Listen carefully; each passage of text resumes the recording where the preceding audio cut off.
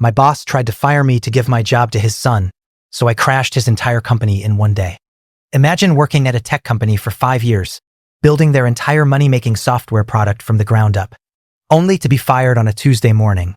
Now, imagine your boss telling you that his fresh out of college, completely unqualified son is taking your 6-figure salary and your corner office effective immediately, because family comes first.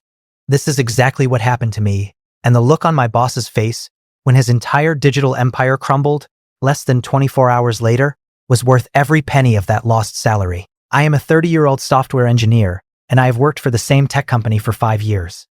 I was the lead developer for our most important software product, which handles over 80% of our annual revenue. I built the entire system from the ground up, and I was the only person who truly understood the complex code. My boss, who I will call Richard, was always a bit arrogant, but we had a professional relationship until his son graduated from college.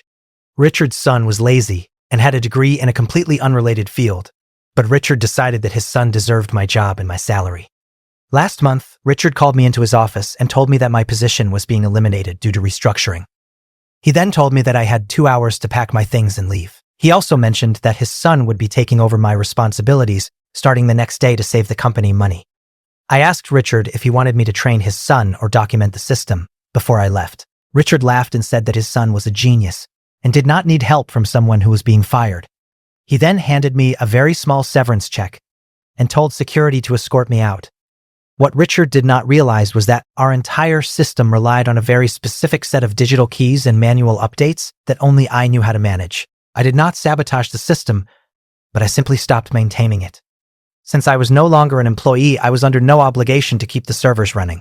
I went home and turned off my phone. The very next morning, the entire company website and payment system crashed. Richard's son had tried to run a massive update without knowing how to clear the cache or verify the security protocols. By noon, the company was losing $50,000 every hour. My phone started blowing up with hundreds of missed calls and frantic text messages from Richard. He went from demanding that I come back to begging me to just give him the password. I did not respond. I spent the afternoon at a local park enjoying the sun. Richard eventually sent a car to my house, but I refused to open the door. The next day, I received an email from the company owner, who is Richard's boss. He was furious and demanded to know why the system was down. I sent him a copy of my termination letter and explained that Richard had told me his son was a genius who did not need my help. I also mentioned that my severance was insulting and that I was already interviewing with their biggest competitor. The owner called me personally 10 minutes later.